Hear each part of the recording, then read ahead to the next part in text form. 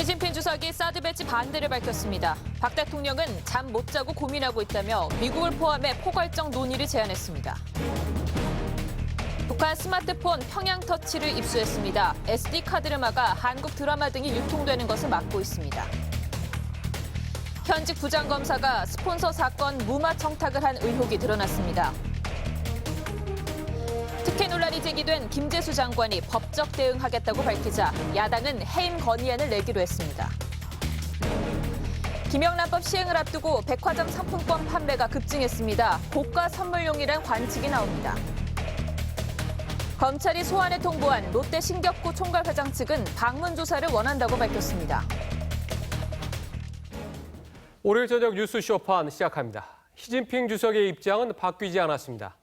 중국 항저우를 방문한 박근혜 대통령이 시 주석과 정상회담을 가졌는데 시 주석은 사드 배치 반대라는 기존 입장을 고수했습니다. 이 두 정상은 입장차를 확인하면서도 한중 관계를 위해 최대한 신중한 모습을 보였습니다. 항저우에서 홍혜영 기자입니다. 박근혜 대통령이 한중 정상회담장에 들어서자 시진핑 중국 국가주석이 반갑게 맞이합니다. 박 대통령은 회담에서 우리 국민이 북핵에 느끼는 위협은 중국이 느끼는 위협과 차이가 있다면서 북핵 문제가 해결되면 사드도 필요 없을 것이라고 했습니다. 지금 우리 모두가 직면한 다양한 안보, 경제적 도전에 효율적으로 대응해 나가기 위해서는 새로운 시각과 접근법이 필요한 때라고 생각합니다. 박 대통령은 특히 자신의 넓지 않은 어깨에 5천만 국민의 생명과 안위를 책임져야 하는 막중한 사명감 때문에 밤잠을 자지 못한다며 호소하기도 했습니다. 시진핑 주석은 물을 마실 때 그 물이 어디에서 왔는지 생각한다는 뜻의 음수 사원을 언급하며 한중 관계 회복을 기대했습니다. 我们应该珍惜我们已有的合作基础，政治互信，克服困难和挑战，推动中韩关系在正确的轨道上平稳健康的发展。 그러나 사드 배치 반대 입장은 분명히 했습니다. 신화통신은 시 주석이 사드 문제를 부적절하게 처리하면 지역의 안정에 도움이 되지 않고 분쟁이 격화될 수 있다고 했다고 보도했습니다. 한중 두 정상은 전략적 소통으로 문제를 해결하자고 했지만 사드에 대한 입장차를 좁히지는 못한 채 46분 동안의 회담을 마무리했습니다. 항저우에서 TV조선 홍혜영입니다. 오늘 한중 정상회담 분위기가 궁금합니다. 청와대 출입하는 홍혜영 기자가 박 대통령을 동행 취재 중인데 국제전화로 연결합니다. 홍혜영 기자, 한중 정상회담을 오늘 톱뉴스로 보도했는데 현지에서 느낀 회담장 주변의 분위기 어땠습니까? 네, 먼저 박근혜 대통령이 절박함을 담아서 호소를 했다 이런 느낌을 받았습니다. 북한이 어떤 도발을 할지 모르는 상황인데 우리 국민이 체감하는 것과 중국이 보는 것은 확연히 다르다 이런 얘기를 했고요. 또 본인의 힘든 심경까지 담아서 설득을 했는데 넓지 않은 어깨에 5천만의 생명이 달렸다. 또 많은 책임감으로 밤잠을 못 이룬다는 말까지 했다고 합니다. 시진핑 주석도 자신의 직접적인 발언 내용에 대한 이 현지 언론 보도를 최소화해서 최대한 이 두 정상이 갈등을 빚는 상황으로 해석되지 않게 하려는 노력을 보였는데요. 이 미중 회담 때와 비교해봐도 확연히 차이가 납니다. 하지만 역시나 근본적인 사드 입장차는 좁히지 못한 채 이 전략적인 대화의 길을 열어놓고 계속 타협 방안을 모색하는 데 결론을 내렸습니다. 접점을 찾기가 어려운 문제였는데 뭔가 양측이 한중 관계는 해치지 않으려고 그래도 애를 많이 썼다 이렇게 보여집니다. 네, 그런데 홍 기자, 시진핑 주석이 김구 주석과 관련한 한중 간의 역사를 인용해서 얘기를 했는데 이건 우리를 배려한 겁니까? 아니면 이걸 어떻게 봐야 합니까? 먼저 이제 시진핑 주석이 공개 발언을 한 때 나온 얘기인데요. 임시정부가 G20이 열린 이곳 항저우에서 활동을 했었다는 우리 역사를 얘기하면서 김구 선생의 아들인 김신 장군이 항저우 저장성 옆에 있는 하이엔 도시를 방문했을 때 음수사원 한중 우위라는 글자를 남겼다 이렇게 설명을 했습니다. 이 음수사원은 물을 마실 때 그 물이 어디에서 왔는지 생각한다는 뜻인데 이 북핵 위기 때문에 최근에 점점 더 강화되고 있는 한국과 일본, 또 한국, 미국, 일본 이 세 나라의 공조를 우려하고 견제하면서 또 한중 밀월 관계를 회복하자 이런 기대감을 담았다 이렇게 풀이가 됩니다. 그런데 홍 기자, 시진핑 주석이 발언 후에 박 대통령이 모두 발언을 하는 도중에 우리 측 취재진이 모두 쫓겨났다는데 아니 이건 무슨 얘기입니까? 네, 회담이 시작하고 공개 발언을 할 때는 한중 양측 취재진이 회담장 안에서 보통 취재를 하는데요. 시진핑 주석 발언이 끝나고 박근혜 대통령이 발언을 했는데 그 발언이 끝나기 전에 도중에 중국 측이 우리 취재진을 갑자기 회담장 밖으로 퇴장시켰습니다. 보통 모두 발언은 다 끝나고 비공개로 전환하기 직전에 퇴장을 시키는데 우리 대통령 발언 중에 나가라고 한 겁니다. 굉장히 이례적인 일인데요. 또 공교롭게도 박 대통령이 발언 뒷부분에 북핵 위기 관련 얘기를 했는데 이 부분은 저희 취재기자도 못 듣고 영상도 촬영을 하지 못한 셈입니다. 당초에는 회담장에 한국 측에서 2명의 기자가 대표로 들어가기로 돼 있었는데 이 회담장이 좁다는 이유만으로 갑자기 1명으로 줄였습니다. 또 회담이 현지 시간에서는 오전 8시 반에 시작됐는데 3시간 전인 새벽부터 와서 대기하라고 하는 등 취재진들을 굉장히 당혹스럽게 했습니다. 참 이해하기 어려운데요. 그런데 이번에 미국 오바마 대통령의 취재진도 비슷한 일을 당했다고 하는데 왜 이런 일들이 자꾸 발생하죠? 네, 보도가 좀 많이 나왔는데 오바마 대통령은 도착하자마자 전용기에서 내릴 때 수행원들이 내리는 뒷문으로 내렸고요. 또 그것도 유일하게 레드카펫이 깔리지 않은 이동식 계단으로 내려가는 모습이 공개가 됐습니다. 미국 측이 원하지 않았다고 했지만 중국이 의도적으로 외교적인 결례를 한 게 아니냐 이런 해석들이 나왔습니다. 또 내려서도 미국 측 오바마 대통령 수행 취재단이 가까이 다가가자 중국 측이 막아서면서 거의 양측이 몸싸움에 가까운 신경전을 벌이기도 했다고 합니다. 오바마 대통령은 이제 임기가 얼마 남지 않았는데요. 중국이 아무래도 이번 G20을 개최하면서 전 세계, 특히 미국의 자신들이 떠오르는 강국이라는 점을 최대한 과시하려고 했던 게 아니냐 이런 말들이 나오고 있습니다. 자, 홍 기자 수고했습니다. 네, 북한은 오늘날 노동미사일로 추정되는 탄도미사일 3발을 발사했습니다. 이 한중 정상회담에 맞춰 미사일을 발사해 국제사회의 이목을 집중시키려고 한 것으로 보입니다. 윤수영 기자입니다. 박근혜 대통령과 시진핑 중국 국가주석의 정상회담이 끝난 뒤 2시간 정도 지난 오늘 낮 12시 14분쯤 황해북도 황주 일대에서 북한의 탄도미사일 3발이 발사됐습니다. 차례로 발사된 3발 모두 1000km를 비행했고 일본 방공식별구역을 400여 킬로미터 침범한 해상에 떨어졌습니다. 발사 당시 항행 금지 구역은 선포되지 않았습니다. 군 당국은 비행거리와 궤도로 봤을 때 최대 사거리 1300km인 노동미사일로 추정하고 있습니다. 북한의 탄도미사일 발사는 지난달 24일 잠수함 탄도미사일 SLBM을 발사한 지 12일 만입니다. 군 당국은 북한이 정권 수립 기념일인 구구절과 중국에서 열리고 있는 G20 정상회의를 의식해 도발한 것으로 판단하고 있습니다. 북한이 핵 보유국으로서 국제사회의 인정을 받기 위한 그러한 몸부림으로 볼 수 있습니다. 군 당국은 북한이 계속된 시험 발사를 통해 핵탄두 폭발 실험 등을 진행할 수 있다고 보고 관련 동향을 면밀히 감시하고 있습니다. TV조선 윤수영입니다.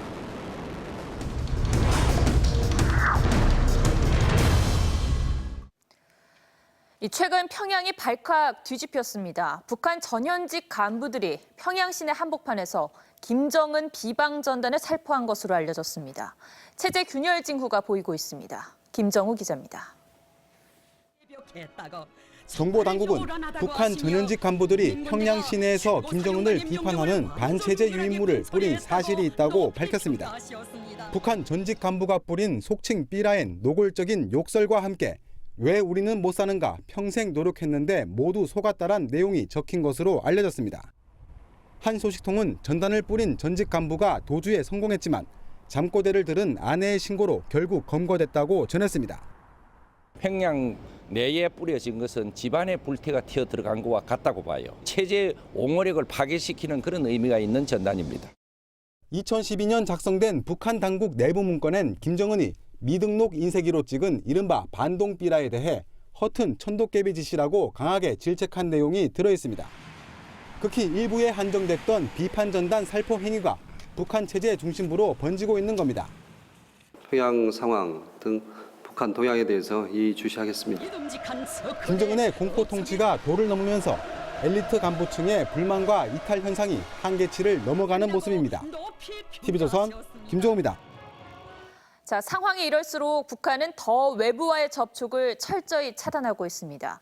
북한의 스마트폰 최신 기종을 단독 입수했는데 얼핏 우리 스마트폰과 비슷하지만 외부와 정보를 공유하는 기능은 완전히 막혀 있습니다. 김미선 기자입니다. 북한의 9세대 스마트폰인 아리랑에 찍힌 북한 가정집 영상입니다. 엄마가 밥상 앞에서 아이 밥을 먹입니다. 거실장에는 TV 대신 노트북이 놓여 있습니다. 화질이 다소 조잡합니다. TV조선이 입수한 북한의 최신 스마트폰 평양터치입니다. 화질은 구 모델보다 훨씬 개선돼 우리나라의 스마트폰과 별 차이가 없습니다. 액정도 5인치로 갤럭시 S6만큼 커졌고 축구 같은 게임도 있습니다. 하지만 우리보다 30분 느린 평양 시각이 나오고 전원을 켜면 평양이라는 글씨가 뜹니다. 아, 북한 거예요? 네. 와이파이 접속이나 앱 다운이 안 되는 것도 큰 차이입니다. 특히 외장 메모리인 SD카드를 넣을 수 있는 인식장치는 이렇게 스티로폼 마개로 막혀 있습니다. SD카드에 담긴 남한의 드라마와 영화, 음악 등이 스마트폰을 통해 유통되자 당국이 지난 7월부터 긴급 수거해 막아버린 겁니다. 등록된 휴대폰도 다 바치라면 일적으로 다 바치게 됐고 왜 바치라고 했는지 아는 사람들이겠지만 대부분은 모르고요. 북한은 그동안 세계적 추세를 쫓는다며 중국산인 평양터치와 아리랑 시리즈 20여 가지를 내놨습니다. 하지만 스마트폰이 새로운 체제 위협 요인으로 떠오르자 뒤늦게 통제와 수거 조치에 나섰습니다. TV조선 김미선입니다. 롯데그룹의 비리 혐의를 수사 중인 검찰이 신격호 총괄 회장을 소환하기로 했습니다. 신 회장 측은 고령과 건강을 이유로 방문 조사를 해달라고 요청했습니다. 김태훈 기자입니다. 검찰이 신격호 롯데 총괄 회장에게 오는 7일 출석하라고 통보했습니다. 6천억대 증여세 탈세와 780억 원대 배임 혐의를 조사하기 위해서입니다. 검찰은 신 총괄 회장이 올해 초 조사를 받았을 때와 건강 상태가 크게 다르지 않은 것으로 보고 있습니다. 신 총괄 회장 측은 난색을 표했습니다. 건강 상태가 좋지 않아 출석이 어렵다며 방문 조사를 원하고 있습니다. 건강 자체가 그렇다고 지금 어디 검찰에 딱 나가고 하실 것까지는 아닌 것 같아서. 검찰은 아직 일본에 머물며 출석을 거부하고 있는 서미경 씨에 대해서는 조만간 강제 소환을 결정할 방침입니다. 법원에서 영장을 받은 뒤 일본 사법당국에 범죄인 인도 청구를 할 것으로 보입니다. 검찰은 오늘 소환에 조사하고 있는 소진세 대외협력단장을 비롯해 그룹 핵심 인사 조사를 마무리한 뒤 신동빈 회장의 소환 시점을 결정할 계획입니다. TV조선 김태훈입니다. 검찰이 또다시 스폰서 검사 의혹에 휩싸였습니다. 현직 부장검사가 사기 혐의 피의자로부터 금품을 받고 다른 검사에게 청탁을 했다는 의혹이 제기된 겁니다. 장용욱 기자입니다. 김모 부장검사는 지난 2월과 3월 고교 동창인 사업가 A씨로부터 전부 1,500만 원을 받았습니다. B 변호사 등 다른 사람의 계좌를 사용했습니다. 김 부장검사는 이후 A씨의 사건과 관련해 서울 서부지검의 담당 검사 등을 만나 청탁을 시도했다는 의혹도 불거졌습니다. A씨는 지난 4월 회사 돈 15억 원 횡령과 50억 원대 사기 혐의로 고소당한 상태였습니다.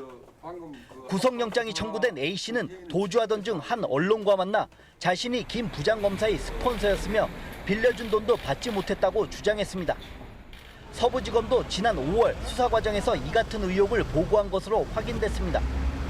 하지만 대검은 넉 달이나 지난 뒤인 지난 2일에야 감찰에 착수했습니다.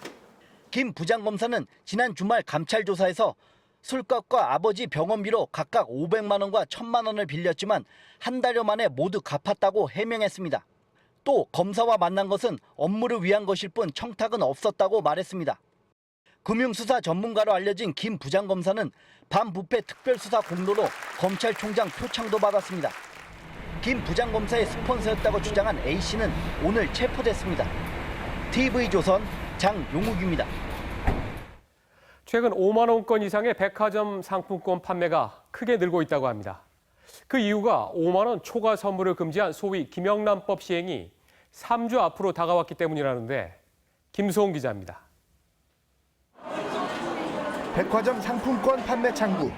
선물용 상품권을 찾는 사람들이 줄을 잇습니다. 원하시는 거 사시라고. 현찰을 드리기에는 조금 부담스러울 때 저는 상품권 선물해요. 김영란법 시행을 앞두고 상품권이 오히려 더 호황입니다. 롯데백화점의 상품권 매출은 지난해보다 7월엔 12%, 8월엔 20%나 급증했습니다. 현대백화점 역시 2달 연속 2자릿수 증가세입니다. 특히 김영란법 시행 이전에 백화점 상품권을 구매하는 기업들의 수요가 크게 늘어난 것으로 분석됩니다. 5만 원 이상 고액 상품권을 선물할 수 있는 마지막 기회란 겁니다. 그건 기본 채권이니까 기업들이 실행되기 전에 다 사놓으실 수도 있긴 하죠. 백화점 주변 상품권 판매상들은 추석 명절 이후 상품권을 내다 파는 이른바 상품권 깡이 대목을 맞을 것으로 기대합니다. 많으신 분들이 이제 한꺼번에 안 쓰시는 분들이 현금으로 이제 하고 있잖아요. 서구하고 그게 이제 많아지죠. 제2의 현금, 백화점 상품권이 김영란법 시행 직전 때 아닌 특수를 누리고 있습니다. TV조선 김수홍입니다. 해군의 신형 구조함인 통영함은 방산비리의 대명사로 통합니다. 뇌물을 받고 1970년대에 쓰던 음파 탐지기를 탑재했는데 제대로 된 성능의 소나로 교체하기 위해서는 2천억 원이 넘는 혈세가 쓰일 판입니다. 안형영 기자입니다. 해군의 신형 구조함인 통영함.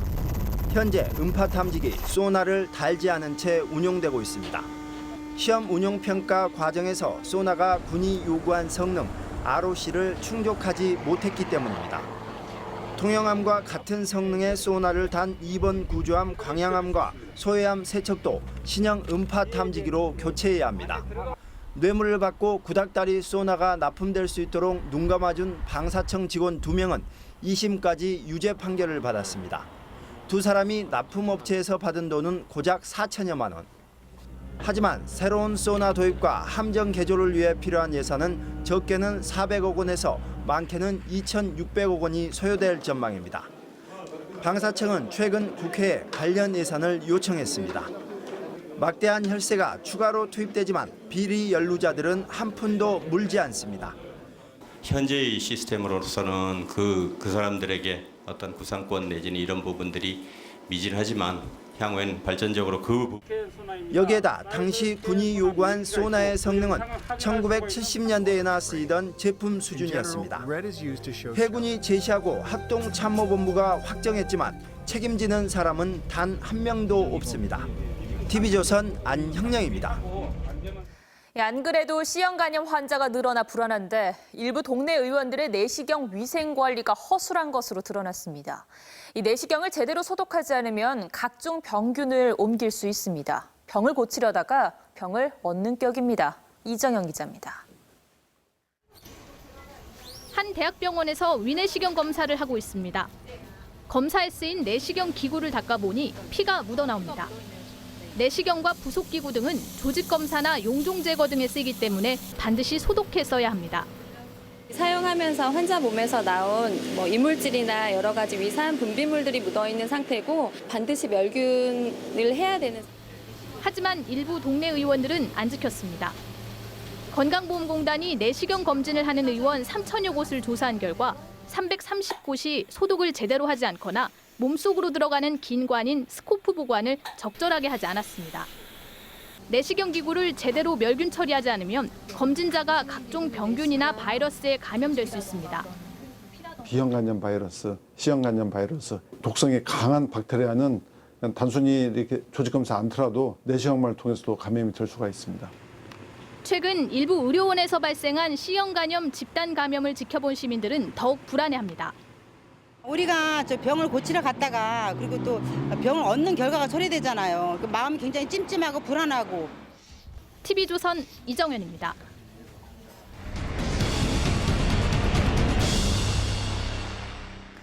경부고속도로의 반포 진입로는 가장 막히는 길로 악명이 높습니다. 여러 이유가 있겠지만 이렇게 무작정 끼어드는 막무가내식 버스들이 정체를 더 유발합니다. 조덕현 기자입니다. 경부고속도로 초입입니다. 인근 고속버스 터미널에서 나온 대형 버스들이 고속도로에 진입하자마자 막무가내로 끼어듭니다. 5차로에서 1차로로 아예 도로를 가로질러 횡단하기까지 합니다. 지금 보시는 것처럼 대형 버스들은 보통 4-5대가 줄지어 한꺼번에 제일 안쪽에 있는 전용 차로로 진입하기 때문에 뒤따르던 차들을 모두 가로막게 됩니다. 이런 버스들이 10분에 10대 가까이 쏟아지면서 교통 정체는 물론 사고 유발 가능성도 높은 상황입니다. 막무가내로 이렇게 막 옆으로 끼어드니까 그것 때문에 좀 막히죠, 길이. 경찰이 지난 7월 말 집중 단속을 벌인 결과 사흘 동안 19개 버스 회사의 운전자 131명이 적발됐습니다.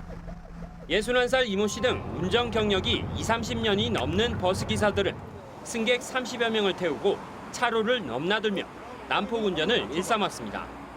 고속도로는 차량이 고속으로 주행하는 특성상 사소한 부주의와 법규 위반이 대형 사고로 직결되기 때문에 경찰은 오늘 발대식을 가진 암행 순찰차 22대를 전국 고속도로에 집중 배치해 대형차 난폭 운전 등에 대한 대대적인 단속에 나설 계획입니다. TV조선 조석현입니다. 지하철 철교 보수 공사를 하던 20대 인부가 추락해 숨진 사고. 역시 안전 불감증이 원인이었습니다. 새내 개 인부를 투입해놓고는 관리자는 자리를 비웠습니다. 박성재 기자입니다. 지하철이 다니는 철교에 나무 합판이 아찔하게 매달려 있습니다. 내진 보강 공사를 하는 인부들을 위해 설치한 발판인데 29살 박모 씨는 지난 3일 이곳에서 발을 헛디뎌 12m 아래로 추락해 숨졌습니다. 난간도 없는 부실한 발판 탓이었습니다. 안전 난관은 물론 몸을 고정해 줄 만한 안전고리 하나 없습니다. 박 씨가 착용하고 있던 추락 방지용 안전벨트도 사실상 무용지물이었습니다. 꼬리를 찾는데 꼬리 거는 데가 없었어요. 박 씨는 현장에 처음 투입된 일용직 노동자였습니다. 관리 감독을 해야 할 현장 소장은 점심 식사를 하느라 자리를 비웠습니다. 박 씨를 고용한 서울 메트로 하청업체 대표는 대학에서 안전 분야를 강의했던 경험을 현장에선 까맣게 잊었습니다. 나중에도 이런 게 없어도 메트로에서 뭐 하청을 주고 하청에서 일용직을 위험한 쪽으로 다 이렇게 하는 구조 자체. 숨진 박 씨는 높은 일당을 받아 부모님께 추석 용돈을 드리려고 위험한 일도 마다하지 않았습니다. 돈 모아서 엄마도 좀 호강시켜주고 싶고 뭐 그런 추석에도 좋은 데 가고 싶고 좋은 거 뭐 좀 들어갈라 하다가 서울 메트로는 하청을 받은 감리 업체에 관리 감독 책임이 있다고 해명했습니다. TV조선 박성재입니다. 김재수 농림부 장관이 청문회 과정에서 지방대 출신 흙수저라서 무시당했다는 입장을 밝혔습니다. 자신을 비판한 이들에 대해선 법적 대응하겠다고도 했습니다. 그동안 다른 장관들은 청문회에서 드러난 자신의 허물에 대해 사과하고 장관직 수행에 차질이 없도록 하겠다고 다짐했는데 김 장관은 모든 것이 다 억울한 모양입니다. 야당은 정신상태 감정이 필요하다며 해임 건의안을 제출키로 했습니다. 김경화 기자입니다. 김재수 농림축산식품부 장관이 국회 인사청문회 과정에서 온갖 모함과 음해가 있었다며 법적 대응을 하겠다고 했습니다. 김 장관은 모교인 경북대 동문회 커뮤니티에 글을 올려 명예를 실추시킨 언론과 방송 종편 출연자를 대상으로 법적인 조치를 추진할 것이라고 했습니다. 용인 93평 아파트를 1억 9천만 원에 7년간 전세금 인상 없이 살고 초저금리 대출을 받았다는 지적을 모함과 음해로 몰아붙인 겁니다. 김 장관은 청문회에서 이 같은 의혹에 납득할 만한 해명을 내놓지 못했습니다. 야3당 원내대표는 회동을 갖고 김 후보자에 대한 해임 건의안을 공동 제출키로 했습니다. 이분이 정상적으로 농식품부 장관을 하실 수 있는 정신 상태를 유지하고 있는 것 저는 의심하지 않을 수 없습니다. 일방적으로 전자결제로 장관 임명을 강행하는 것에 대해서 국회를 무시한 처사다. 요식행위에 그친 인사청문회 제도도 손보겠다고 했습니다. 국민의 민의를 깡그리 무시하는 태도를 계속한다면 인사청문회 제도 자체에 대한 좀 근본적인 재검토가 필요한 게 아닌가 생각합니다. 김 장관은 의혹이 사실과 달라 억울했다고 맞받았습니다. 비합리적으로 이렇게 일방적으로 이렇게 매도되는 거는 없어야 되겠다. 합리적으로 제도 개선이 되었으면 좋겠다는 그런 취지로. 김 장관은 일부 감정적 표현은 송구스럽다고 하면서도 언론 보도를 모니터링하고 있으며 법적 대응을 추진하겠다고 했습니다. TV조선 김경화입니다. 이정현 새누리당 대표가 교섭단체 대표연설에서 호남과 새누리당의 연합 정치를 제안했습니다. 쉽게 말해 내년 대선에서 새누리당과 호남의 정치 세력이 힘을 합쳐 정권을 만들자는 겁니다. 국회 개혁에도 상당한 시간을 할애했습니다. 조정린 기자입니다. 이전의 보수 정부가 본의든 본의가 아니든 호남을 차별하고 참여하고 사과드립니다. 새누리당 이정현 대표가 과거 정부의 호남 차별을 사죄했습니다. 김대중 정부에 적극 협조하지 않은 점과 노무현 전 대통령 탄핵에 대해서도 사과했습니다. 이 대표는 호남과 새누리당 연합 정치를 제안하고 호남도 주류 정치의 일원이 되어야 한다고 생각합니다. 호남과 새누리당이 얼마든지 연대 정치, 연합 정치를 펼칠 수 있다고. 대신 대선 불복의 관행을 멈추자고 주장했습니다. 정부 조직법 개정 발목 잡기부터 지금 이 순간까지 사실상 대선 불복 형태의 국정 반대, 이제 이 땅에서 대선 불복의 나쁜 관행을 멈춥시다. 이정현 대표는 교섭단체 대표연설의 대부분을 정치개혁 주장으로 채웠지만 나라를 해롭게 하는 국회의원이라고 힐난하고 있었습니다. 국회는 개혁의 주체가 아니라 개혁의 대상이라는 것이 야 3당은 남탄 연설, 대통령 아바타 연설이라며 혹평했습니다. 아직도 자신이 청와대 시절에 홍보수석으로 착각하고 있는 것은 아닌지 어리둥절할 따름입니다. 이정현 대표의 낯뜨거운 연설은 박근혜 대통령의 유체이탈 화법을 연상시킬 뿐입니다. 우병우 수석 사퇴 요구가 대선 불복이냐는 비판도 뒤따랐습니다. TV조선 조정린입니다. 호남 출신인 이정현 새누리당 대표가 호남 연대론을 꺼내들었습니다. 새누리당 취재 맡고 있는 정치부 신정훈 차장과 그 배경과 전망에 대해 들여다보겠습니다. 신 차장, 네. 오늘 보면 이정현 대표 얘기가 그냥 들리지가 않는데, 자, 호남과 연대할 수 있다. 또 이런 얘기도 하고, 그리고 호남에서도 이제 뭐 주류가 돼야 되지 않겠느냐. 또 이런 얘기도 나오지 않았습니까? 예, 그렇습니다. 그러니까 오늘 이정현 대표가 그런 발언을 한 배경은 그러니까 결국은 내년 대선을 염두에 둔 게 아닌가 이렇게 네. 봐야 될 것 같고요. 일단 크게 두 가지 정도로 볼 수 있을 것 같은데 먼저 첫 번째는 그 영남을 기반으로 하는 새누리당과 예. 호남을 기반으로 하는 국민의당이 대선에서 합치는 네. 그런 정계 개편을 염두에 뒀다 이렇게 하나 볼 수 있을 것 같습니다. 그러니까 이 친노에 대한 호남 지역의 반감을 활용해서 네. 영남과 호남의 어떤 이제 지역적 결합 이런 걸 해보겠다는 걸로 볼 수 있고요. 또 하나는 반기문 대망론의 어떤 이 베이스를 둔 정치적 포석이다 이런 시각도 있습니다. 예. 잘 알려져 있다시피 새누리당 친박계에서는 반기문 유엔 사무총장을 내년에 이제 대선 후보로 밀려고 하는 얘기가 있습니다. 네. 그러니까 이 호남 출신인 이정현 대표와 영남을 지역 기반으로 하는 새누리당 그리고 충청 출신인 반기문 유엔 사무총장 예. 이렇게 삼각을 축으로 해서 네. 지금 나오는 그렇죠. 그래픽이죠. 예. 네. 이렇게 해서 대선 때 연대를 네. 하려는 게 아니냐 이런 얘기도 나옵니다. 근데 물론 이 두 가지가 다 안 될 수도 있습니다. 근데 이정현 대표 입장에서는 이 두 가지가 다 안 되더라도 호남 지역에서는 어느 정도 이제 호남표를 끌어올 수 있는 효과를 볼 수가 있습니다. 지금 새누리당 주변에서는 최소한 20에서 30%만 가져와도 성공 아니냐 지금 이런 얘기도 나오고 있는 거죠. 그렇죠. 그러니까 지난 두 차례 대선 때 보면 이명박, 박근혜 두 후보가 그러니까 평균 내에서 한 10% 정도밖에 그렇죠. 호남에서 지지를 받지 못했습니다. 네. 그러니까 그 이정현 대표가 전대 과정에서 이 공약을 했던 게 호남표 20% 가져오겠다 이렇게 했거든요. 그러니까 20%만 가져온다 그래도 새누리당 입장에서는 대선에서 승리할 가능성이 그만큼 높아진다 이렇게 볼 수가 있습니다. 신 차장, 오늘 이정현 대표는 구체적으로 국민의당을 염두에 두고 얘기를 한 거 아닙니까? 그렇게 볼 수 있을 것 같습니다. 그렇게 해석하는 사람들도 많고요. 네. 일단 국민의당이 지역적으로는 호남을 배경으로 하지만 그러나 이제 정책이나 어떤 이제 색채 같은 경우는 굉장히 중도적이거든요. 그러니까 새누리당과 합칠 여지가 굉장히 많아 있어 많아 보이고요.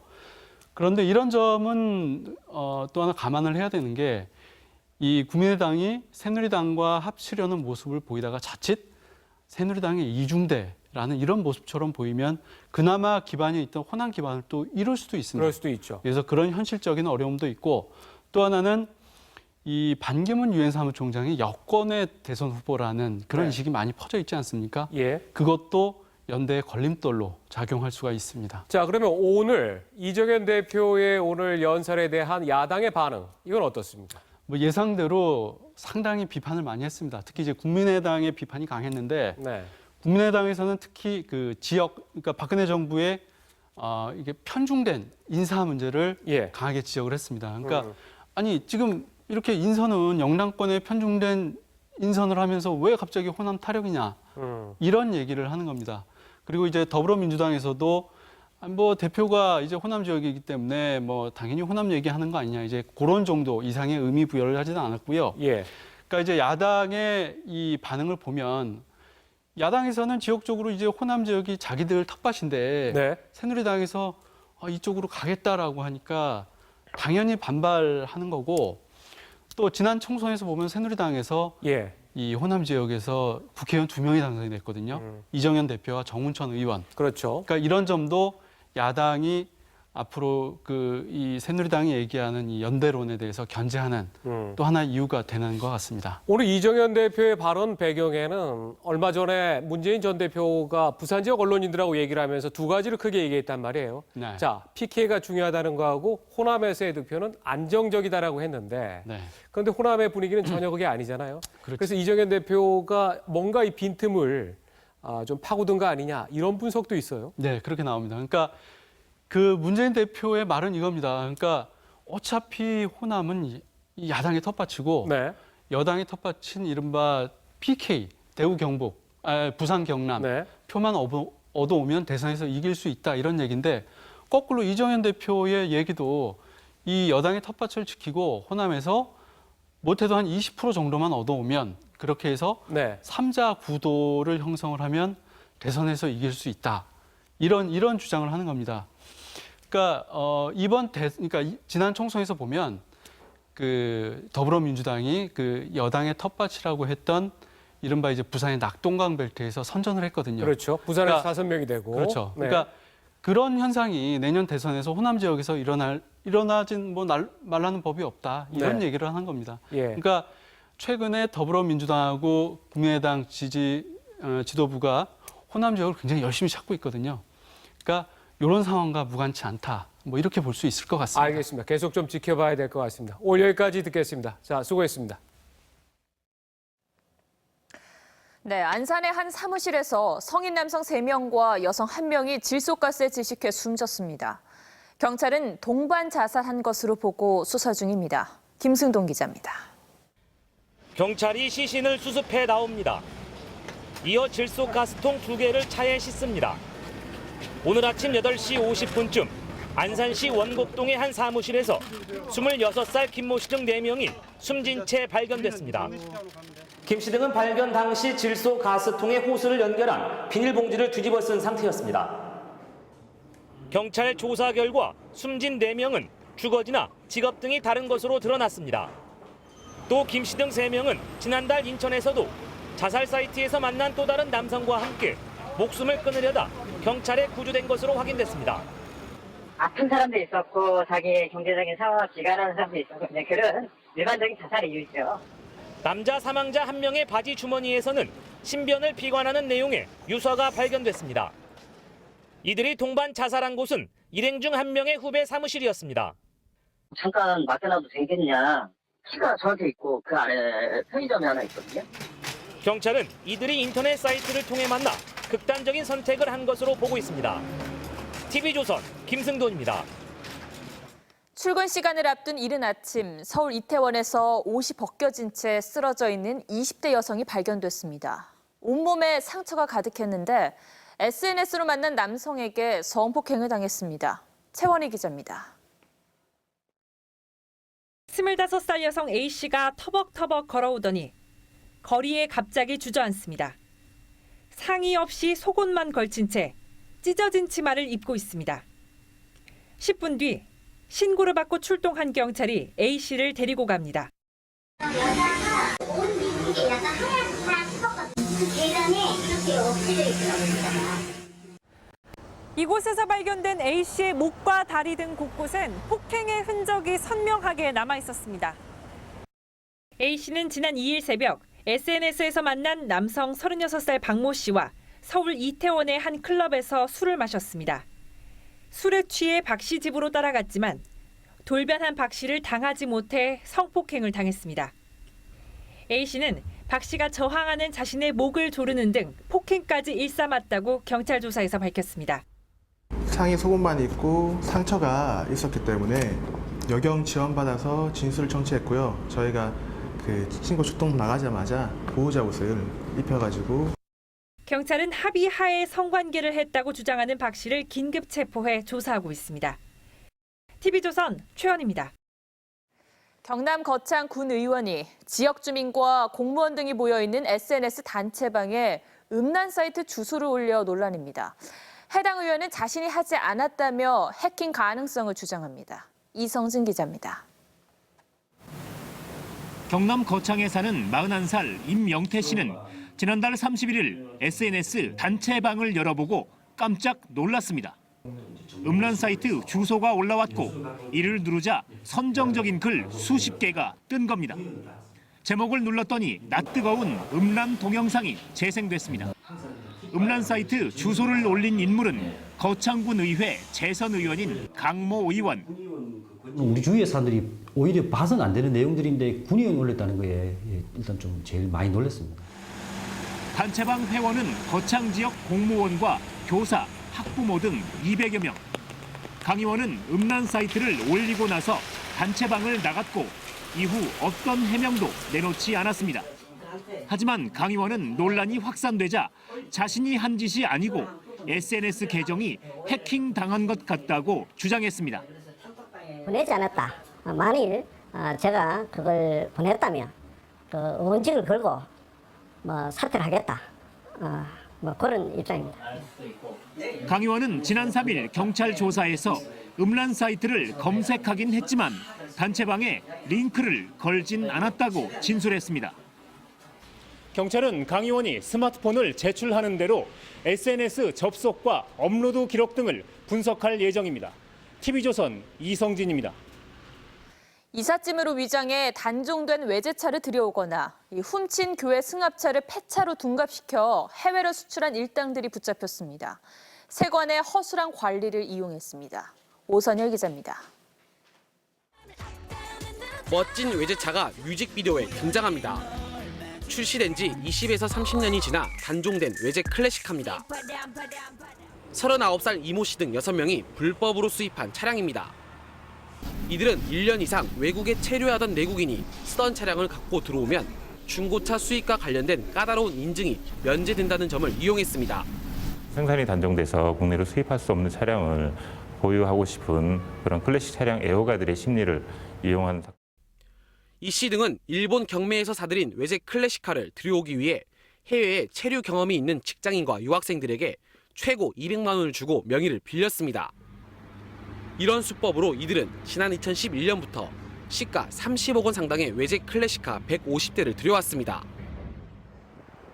멀쩡한 승합차가 폐차 처리돼 수출되기도 했습니다. 48살 이모 씨 등 7명은 지난 2013년 12월부터 올 7월까지 훔친 승합차 70대에 폐차 번호판을 붙여 캄보디아로 밀반출했다 경찰에 붙잡혔습니다. 이 씨 일당은 전국 24개 지역을 돌며 복제한 열쇠를 이용해 교회 차량만을 골라 훔쳤습니다. 이들은 세관 통관 시 수출 품목과 수출 면장을 대조해 확인하지 않는 점을 악용했습니다. TV조선 오선열입니다. 키즈카페에서 실종된 5살짜리 아이가 인근 호수에서 숨진 채 발견됐다는 소식 어제 보도해드렸는데요. 키즈카페를 직접 취재해봤더니 안전요원은 전혀 없고 아르바이트생들이 문을 지키고 있었습니다. 김도형 기자입니다. 호수에 빠져 숨진 채 발견된 5살 문군이 마지막으로 뛰어놀았던 키즈카페입니다. 문군은 홀로 키즈카페에서 빠져나가 100m가량 떨어진 호수까지 갔지만 아무도 몰랐습니다. 키즈카페 입구나 주변에 CCTV가 한 대도 없어 혼자 밖으로 뛰쳐나오는 어린이가 있어도 동선을 파악할 수 없습니다. 부모는 옆에서 커피 마시고 있고 아이들은 아이들끼리 놀게 하는 경우가 있는데 그러다 보면 안전사고가 날 것 같은 생각. 또 다른 키즈카페는 전문 안전요원은커녕 관련 규정도 없습니다. 아르바이트생이 눈으로 지켜보는 게 전부입니다. 아르바이트 애들한테 이제 관리 좀 뒷보고 이렇게 하는 거죠. 딱 정해진 딱 방안은 없어요. 몇 명이 몇 명이 있어야 한다 이런 건 아니고. 쇠기둥을 감싼 스펀지는 다 찢어져 있습니다. 아이들이 부딪히면 크게 다칠 수 있습니다. 그런데도 의무적으로 게시해야 하는 안전문구는 사인펜으로 제멋대로 쓰여 있습니다. 이런 환경에서 2015년 키즈카페 내 안전사고는 전년에 비해 5배 이상 늘었습니다. 정기검사를 받는 절차가 법적으로 좀 제외되어 있습니다. 정기검사를 시행한다든지 해서 안전성이 좀 더 확보가 돼야겠다. 키즈카페가 안전사각지대에 머물고 있습니다. TV조선 김도현입니다. 태어난 지 7개월 된 아이가 어린이집에서 의식을 잃었습니다. 병원으로 옮겨졌지만 곧 숨졌습니다. 보육교사가 40분간 자리를 비운 사이에 벌어진 일이었습니다. 강석 기자입니다. 이제 태어난 지 7개월 된 문모양은 지난달 29일에도 평소처럼 어린이집에 갔습니다. 하지만 등원 2시간 만에 날벼락 같은 소식이 전해졌습니다. 저희 아기가 이제 숨을 쉬지 않아서 구급대원들이 와 있으니까 빨리 좀 오라는 전화였어요. 네, 우리 아기가 힘없이 누워 있었고. 부모는 온몸이 식어버린 채 미약하게 심장만 뛰는 문양 곁을 뜬 눈으로 지켰습니다. 하지만 갈비뼈가 다 으스러질 정도의 조치에도 문양은 병원에 온 지 18시간 만에 사망 선고를 받았습니다. 질식사였습니다. 보육교사가 젖병을 물린 채 40분간 자리를 비운 사이 이물질이 기도로 넘어갔다는 게 부모의 주장입니다. 선생님이란 사람은 교실에 있어야 되는 거잖아요. 그 선생님은 우리 아이 담임이었고 그러면 당연히 아기가 자던 옆에 있어줘야 될 의무가 있다고 생각을 해요. 보육교사는 경찰 조사에서 자리를 비운 사실을 인정했습니다.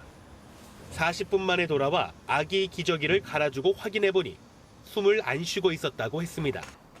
하실 말씀 없으세요? 설명을 좀 해주셔야 될 것 같은데. 경찰은 CCTV와 부검 결과 등을 종합해 어린이집 과실 여부를 가릴 계획입니다. TV조선 강석입니다. 네, 세입자들이 내 집도 아닌데 인테리어에 아낌없이 투자를 합니다. 작은 소품으로 집안 분위기를 바꾸고 집을 옮길 때는 가져갑니다. 1인 가구 시대의 새로운 풍속도입니다. 신은서 기자입니다. 최서인 씨는 평소 조명으로 집안 분위기를 연출합니다. 벽면은 액자로 꾸미고 사진을 찍어서 블로그에도 올립니다. 집 공사 전체를 다 하게 되면 너무 비싸거든요. 그래서 저는 기분 전환을 하고 싶을 때 소품으로 분위기를 바꾸려고 노력을 많이 해요. 시트, 데코 타일 등 소품으로 집안을 꾸미는 이른바 노마딕 테리어가 인기입니다. 유목성을 뜻하는 노마드와 인테리어의 합성어로 인구 이동이 잦은 시대에 선호하는 인테리어란 뜻입니다. 전월세를 옮겨 다니는 현대인들이 자기 집이 아닌데도 인테리어에 돈을 쓰면서 생긴 말입니다. 노마딕 테리어 현상은 1인 가구와 젊은 층이 견인하는데 매출액은 최근 5년간 6배 늘었습니다. 자신의 집은 아니지만 간단하게 인테리어 하는 일이 많아졌습니다. SNS에 자신이 꾸민 집을 공유하기도 하고 자신을 표현하는 등 비싼 돈 들여 오래 쓰기보다 내 맘대로 간편하게 바꿀 수 있는 인테리어 상품 소비가 새롭게 떠오르고 있습니다. TV조선 신은서입니다. 네, 싱가포르의 마리나 샌즈베이입니다. 쇼핑과 레저가 통합된 이 래핑 시설인데 도시의 랜드마크죠. 우리나라에서도 이런 대형 래핑 센터가 처음 문을 열었습니다. 한송원 기자입니다. 마치 절벽처럼 깎여 보이는 야외 수영장. 해외 유명 호텔이 아니라 곧 개장할 레저형 복합물입니다. 일단은 서울에 이렇게 생긴 풀도 없을 뿐더러 경관도 좋아서 가족끼리 놀러 와서 뭐 백화점에서 같이 쇼핑도 할 수 있고 뭐 수영도 할 수 있고. 야구, 배드민턴 암벽 등반에 VR 화면을 통해 하늘을 날기도 하고 8.5m 상공에서 자유낙하도 합니다. 몇 걸음 앞에 의류점포를 들고 이렇게 상공에 매달려 줄바구니를 타고 즐기는 놀이도 할 수 있습니다. 여기서 즐길 수 있는 레저만 30가지. 축구장 70개를 합친 규모로 레저 마니아들까지 흡수하겠다는 구상입니다. 1년 영업 기준으로 8,200억 계획이 잡혀 있고요. 향후 3, 4년 지나면 국내 최고의 어떤 매출이 나오는 쇼핑몰로 자리매하고 있을 거라고 저희는 감히 확신합니다. 1992년 미국 미네소타에 세워진 모아몰은 연간 4천만 명이 방문해 20억 달러, 우리 돈으로 2조 원대의 경제 효과를 보고 있습니다. 레저형 복합몰로 진화한 쇼핑몰. 우리나라에서도 관광객 명소로 자리 잡을 수 있을지 주목됩니다.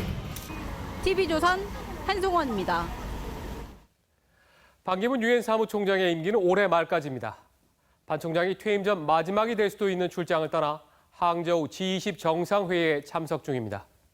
반 총장은 여전히 내년 대선 후보로 손꼽히는데 오바마 미국 대통령도 반 총장의 거취가 궁금한 모양입니다. 이채영 기자입니다. 주요 20개국 정상회의에 참석 중인 반기문 유엔 사무총장이 미국, 중국 정상과 잇따라 만나 화기애애한 모습을 보입니다. And I highly commend the outstanding leadership demonstrated by President Xi Jinping of China and President Barack Obama of the United States. 임기 중 중국을 11번째 방문한 반 총장은 특히 중국 시진핑 주석에 대해 지속 가능한 발전 의제 등에서 역사적인 성과를 이뤘다고 극찬했습니다. 버락 오바마 미국 대통령은 반기문 대망론을 의식한 듯 파리 협정 비준서 전달식 때 반 총장에게 직접 퇴임 이후 뭘 하실 작정이냐고 물었습니다. 이에 대해 반 총장은 회고록을 쓰려 한다며 그 가운데 가장 인상적인 대목은 오바마 미국 대통령이 코펜하겐에서 기후변화 문제에 대한 리더십을 발휘한 부분이 될 것이라고 말한 것으로 전해졌습니다. 반 총장은 프랑스 주간지 파리마치와의 인터뷰에서도 다음번 인터뷰 때는 한국의 대통령이 돼 있겠다는 질문이 나오자 웃으며 어떻게 대답해야 할지 모르겠다고 답했습니다. 마지막 국제 정상회의 무대에서 대선 출마 가능성을 부인하지 않은 겁니다. TV조선 이채연입니다. 중국 항저우에서 이틀간 열린 G20 정상회의가 오늘 막을 내렸습니다. 중국이 준비한 공연은 정상들의 감탄을 자아냈습니다. 중국 언론들은 이번 회의를 자화자찬하지만 비판적인 시각도 있습니다. 윤혜웅 기자입니다. 중국 최고의 절경 서호에서 펼쳐진 야외 공연입니다. 동서양의 아름다움이 조화를 이룹니다. G20 정상들은 넋을 잃고 감상하다 스마트폰으로 촬영에 나서기도 합니다. 중국은 이번 G20 정상회의를 준비하기 위해 우리 돈으로 무려 1조 2천억 원을 쏟아부었습니다. 교통 흐름 개선을 위해 시민 200만 명에게 돈을 주고 휴가를 보냈고 청명한 하늘을 보여주겠다며 행사장 반경 300km 내 제조 공장을 멈춰 세웠습니다. 투자한 만큼 성과가 나왔는지는 의문이지만 중국 언론들은 자화자찬에 여념이 없습니다. 관영 신화통신은 시진핑 주석이 세계의 중앙 무대를 차지했다고 추켜 세웠고 CCTV는 시 주석의 연설가 활동을 전하며 달라진 시 주석의 위상을 집중 보도했습니다. 这个新起点就是中国全面深化改革 增加经济社会发展新动力的新起点. 남중국해를 둘러싼 이견이 좁혀지지 않아 개최가 불투명했던 중일 정상회담은 결국 폐막한 이후인 오늘 저녁에야 열렸습니다. 일본 언론은 중국이 행사 개최에 역량을 쏟아부었지만 정작 경제와 외교 정책은 순탄치 않다며 존재감을 과시하기 위해 안간힘을 쓰고 있다고 깎아내렸습니다. TV조선 윤혜웅입니다.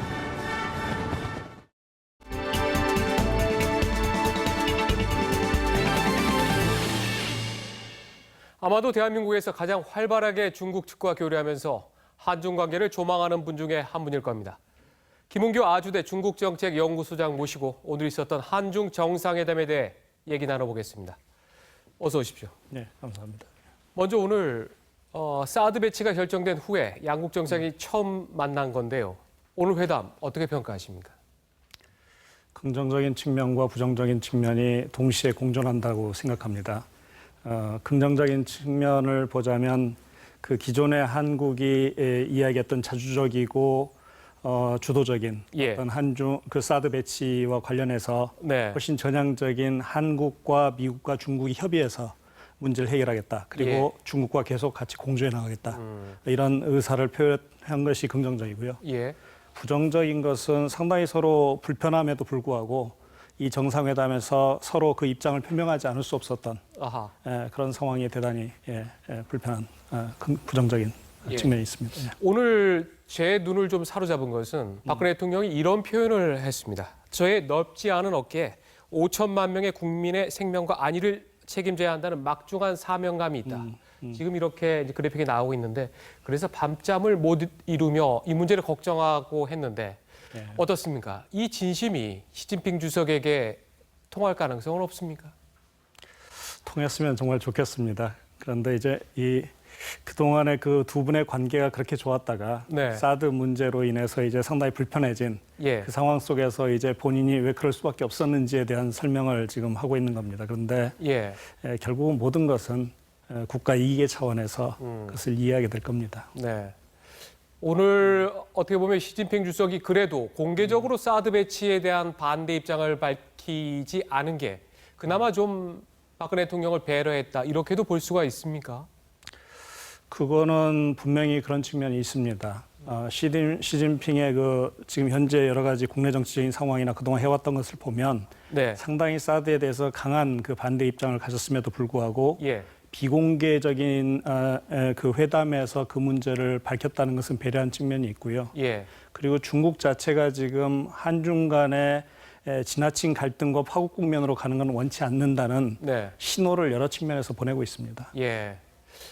지금 저희가 이제 그래픽에 이렇게 준비한 게 신화통신을 통해서 오늘 회담에서 나온 시진핑 주석의 발언인데 이거는 이제 번역을 해보니까 중국은 미국이 한국 지역에 사드 배치하는 것을 반대한다라고 해서 네. 뭔가 이제 한국의 입장이라든가 이런 걸 조금 그래도 배려하고 미국에 반대하는 거지 한국에 반대하는 건 조금 아니다.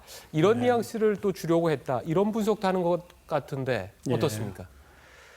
중국은 이 사드 문제를 그 한국과 북한의 문제 혹은 한미 간의 문제라기보다는 네. 그 미중 전략 경쟁의 차원에서 바라보고 있고 예. 미국이 아태 재규정 정책의 그 어떤 일환으로서 예. 주도적으로 이것을 추진하고 있다라는 생각을 가지고 있습니다. 그래서 그것에 반대한다는 입장을 분명히 한 겁니다. 예. 중국이 지금 이렇게 반대하는 이유를 미중 전략적인 차원에서 한다고 말씀을 하셨는데 조금 더 시청자들을 위해서 중국이 이렇게까지 정말 반대하는 그 구체적인 이유를 조금 더 상세하게 좀 말씀해 주시면 좋을 듯 합니다. 그 미국은 이미 그 2002년부터 네. 그 탄도미사일 조약 체계를 탈퇴하면서 유럽에서 러시아를 겨냥해서 네. 그다음에 아시아 태평양 지역에서 중국을 겨냥해서 그 탄도미사일 방어 체제를 구축해 왔습니다. 예, ABM 말씀하시는 거죠? 예, 그렇습니다. 네. 예. 그 일환으로서 그 지금 한국에 사드가 배치되는 것으로 예. 중국은 이해하고 있고 예. 결국은 그 과정에서 한국이 미국과 일본과 협력해서 네. 전략적으로 중국을 견제하는 그 지역 동맹에 이제 가입하게 된다라는 차원에서 이 사드를 하나의 계기로서 보고 있기 때문에 예. 이제 그런 얘기가 나오는 겁니다. 한국과 미국, 일본이 어떤 삼국의 군사 협력이 더욱더 강화되는 방향으로 가는데 그 바로 요긴하게 쓰이는 게 사드일 거다. 그렇습니다. 이렇게 현재 그렇습니다. 보고 있는 거군요. 그러면 아까도 이제 말씀을 하셨습니다만 시진핑 주석도 중국의 입장을 밝히지 않을 수 없다라고 했는데 우리가 이 사드 배치 입장을 이제 바꾸지는 못할 텐데 중국의 압박과 압력 이거 어떻게 이제 표출될 걸로 중국 측 인사들 제가 알기로는 김수영께서는 한 달에도 한 서너 번도 베이징 또 상해를 왔다 갔다 하시지 않습니까? 어떻습니까? 중국이 현재 취하고 있는 전략은 tit for tat라는 전략입니다. tit for tat. 네. 예, 그것은 뭐냐면 상대방의 반응에 따라서 네. 상응하는 정도만 반응한다라는 겁니다. 그래서 예. 상대방이 올리면 같이 그 상황에서 올리고 네. 상대방이 그걸 완화시키면 같이 완화시키는 여기에는 대단히 중요한 함의가 있습니다. 예. 상대방의 상황을 악화시키면 계속 상황을 악화시킬 거고 예. 또 하나는 그렇지만 내가 당신과 타협하길 원하고 좋은 관계를 유지하길 원한다는 메시지를 동시에 던져주는 겁니다. 네. 그런 차원에서 보면 중국은 아직 본격적으로 저희들에게 어떤 그 보복이라는 단어를 쓰고 있지 않고요. 대응이라는 단어를 쓰고 있고 그리고 아직 카드를 충분히 꺼내지 않았습니다. 네. 그래서 사드가 아직도 카드를 충분히 꺼내지 않았다. 그렇습니다. 네. 우리 일각에서는 이제 중국이 제대로 그 대응을 하지 못할 것이라는 그 낙관론도 있지만 제가 보기에는 중국은 이미 그 다양한 그 시나리오들을 준비해 놓고 있고 아직까지 한국이 사드를 구체적으로 결정한 그 배치한 상황이 아니기 때문에 중국이 아직 쓸 수 있는 여러 가지 레버리지를 아직 비축하고 있습니다. 그런 차원에서 보면 단순히 경제 문화 차원뿐만 아니고 영토 영해 그리고 군사 외교 안보적인 측면에서도 다양한 아마 대응 수단을 가지고 있을 겁니다. 그러면 김 소장께서는 지금 이 시점에서 대한민국 정부하고 우리가 지금 해야 할 일은 어떤 거라고 지금 보고 계십니까?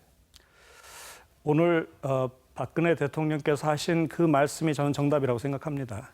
그 한국과 미국과 중국이 서로 협의해서 서로 간의 그 안보 이익들을 상호 그 이해하면서 절충점을 찾는 것인데 그것은 일단은 사드의 한반도화라고 저는 생각합니다.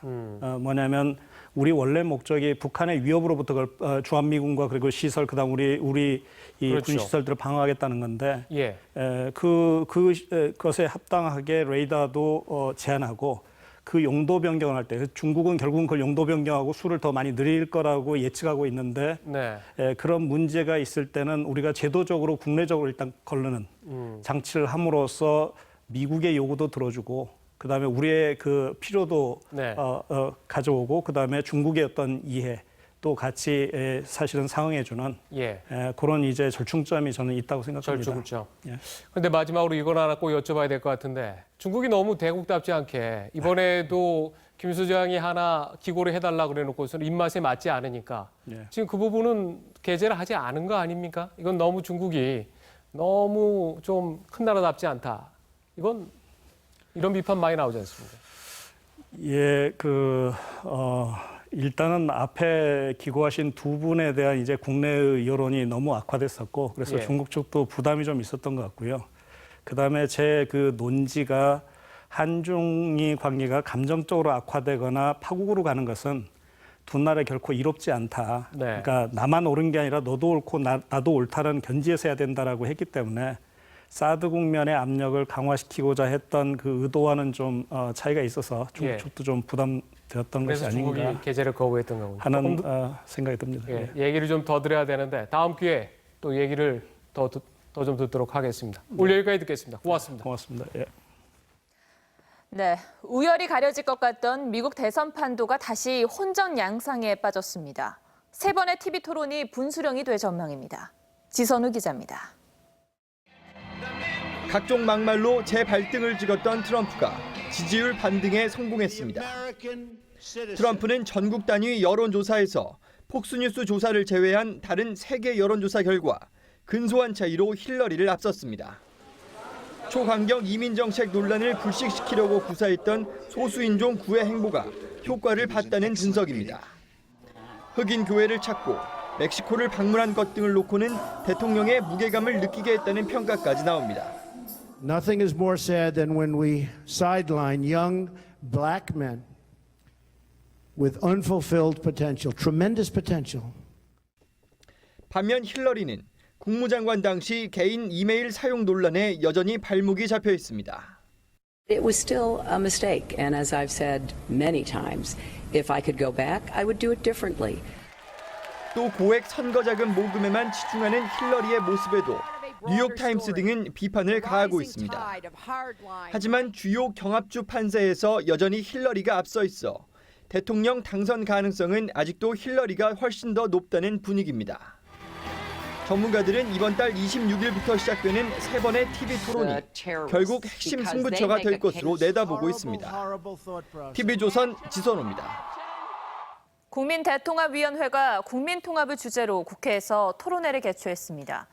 위원회는 최근 조사에서 국민 80% 이상이 국민 통합이 잘 이루어지지 않고 있다고 평가한 사실을 공개했습니다. 정세균 국회의장은 20대 국회는 대화와 타협을 통해 격차와 불평등 해소에 대안을 제시하겠다고 밝혔습니다.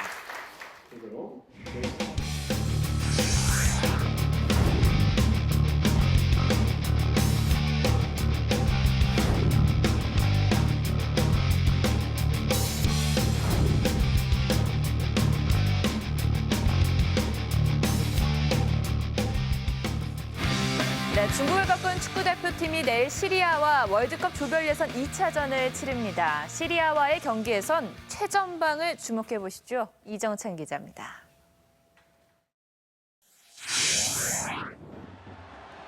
어디로 뛰어야 할지 아는 선수. 2010년 19살이던 지동원을 처음 A대표팀에 뽑은 당시 조광래 감독의 평가였습니다. 뛸 줄 아는 지동원이 돌아왔습니다. 지난 중국전 대표팀에서 지동원보다 많이 뛴 선수는 중앙 미드필더 한국영과 기성용 둘뿐이었습니다. 최전방 공격수가 이렇게 많이 뛰었다는 건 수비 가담도 많았고 공이 없을 때도 빈 공간을 찾아 부지런히 뛰며 상대 수비를 괴롭혔다는 뜻입니다. 또 설렁설렁 뛴 게 아니라 전력을 다해 뛰었습니다. 시속 24km가 넘는 빠른 속도로 뛴 스프린트 횟수가 22번으로 손흥민, 장현수와 함께 가장 많았습니다. 감독 성향에 따라 초전방 공격수가 이렇게 활발히 움직이는 걸 싫어하는 경우도 있습니다. 힘이 빠져 정작 중요한 순간 집중력이 떨어진다는 이유인데 지동원은 중국전 3골에 모두 관여하며 이런 우려도 잠재웠습니다. 내일 우리와 상대할 시리아는 지동원에겐 기분 좋은 추억이 있는 팀입니다. 6년 전 A매치 데뷔전 또 데뷔골을 넣은 상대입니다. 지동원이 시리아전에서 골을 넣으면 자신의 A매치 10번째 골이 됩니다. TV조선 이정찬입니다. 메이저리그 세인트루이스의 오승환이 시즌 15번째 세이브를 올렸습니다. LPGA 투어에서는 이미향이 한타차로 시즌 첫 승 도전에 실패했습니다. 김지수 기자입니다. 팀이 5대2로 앞선 9회 말 마운드에 오른 오승환. 시작은 불안했습니다. 선두 타자에게 안타를 맞았습니다. 하지만 다음 두 타자를 삼진으로 돌려 세웠고 마지막 타자까지 좌익수 뜬공으로 잡아내며 시즌 15세이브를 수확했습니다. 이틀 전 신시내티전에서 시즌 3번째 패배를 당했던 아픔을 서력하는 순간이었습니다. 매시니 감독은 오승환이 지난 경기에서 패전 투수가 됐지만 그에 대한 생각은 바뀌지 않았다며 오승환은 리그 최고의 투수 중 한 명이라고 극찬했습니다. 마지막 재활 경기를 3타수 무안타로 마친 강정호는 내일 홈구장에서 열리는 세인트루이스전에 맞춰 17일 만에 빅리그로 복귀합니다. 승부를 연장으로 끌고 갈 마지막 버디 기회를 놓치는 이미향. 합계 15언더파 공동 2위에 그치며 시즌 첫 승 도전이 좌절됐습니다. 독일의 마소는 LPGA 투어 생애 첫 우승의 기쁨을 만끽했습니다.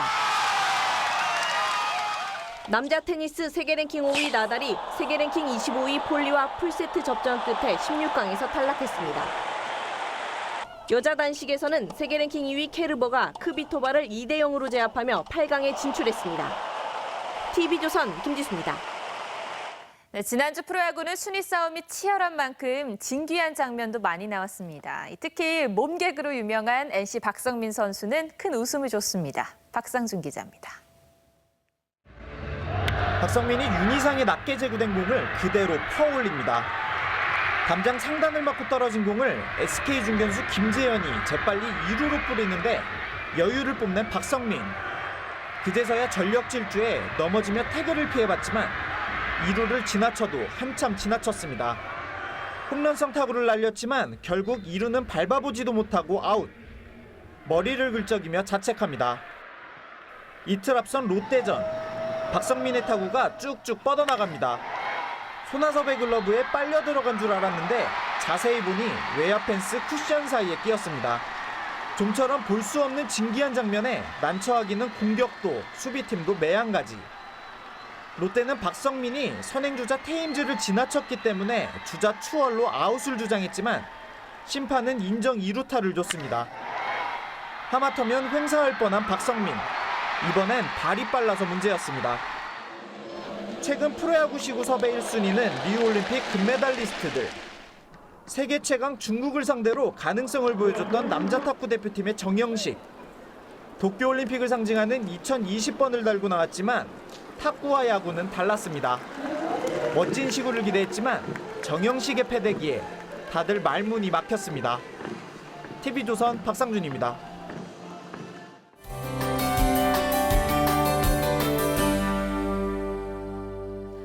네, 두 계절이 공존하는 때입니다. 아침, 저녁으론 가을 느낌이 묻어나는데 이 낮엔 아직 여름 기운이 남아있죠. 내일도 늦더위는 이어집니다. 또 별다른 비 소식은 없는데요. 내일 대체로 구름만 있는 이 맑은 날씨 이어지겠고요. 서울의 아침 기온이 21도, 낮 기온은 29도 예상됩니다. 남부지방도 아침 기온은 21도 안팎을 보이겠고요. 낮 기온은 광주 32도, 대구가 31도까지 오르겠습니다. 오늘까지는 비교적 선선했던 동해안 지역도 내일은 기온이 크게 오릅니다. 강릉 30도, 울산이 32도까지 오르겠습니다. 동해와 남해상의 물결도 점차 낮아지겠습니다. 최고 2m까지 일겠습니다. 새로운 한 주 서울의 낮 기온이 27, 8도 선으로 다소 더운 날씨 계속되겠고요. 아침 기온은 20도 안팎으로 일교차가 크게 벌어지겠습니다. 하늘은 대체로 맑겠습니다만 강원 영동에는 비가 지나겠습니다. 날씨였습니다. 박근혜 대통령과 시진핑 중국 주석은 오늘로 8번째 정상회담을 가졌는데 박 대통령에겐 오늘이 가장 힘들었을 겁니다. 시 주석에게 밤에 잠이 오지 않는다고 말할 정도였습니다. 이렇게까지 호소했지만 사드 배치와 관련한 중국의 입장은 요지부동입니다. 회담 결과를 떠나 대한민국처럼 외교가 중요한 나라가 없다는 사실을 우리 모두가 이번에 분명히 깨달았으면 합니다. 내일도 깊이 있는 뉴스 명쾌한 분석으로 찾아가겠습니다. 고맙습니다.